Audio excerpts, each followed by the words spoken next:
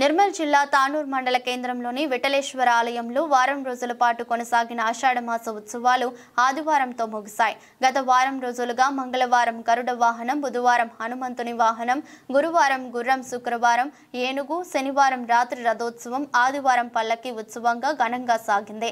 గ్రామస్తులు పెద్ద సంఖ్యలో రథోత్సవంలో పాల్గొని ప్రత్యేక పూజలు చేశారు.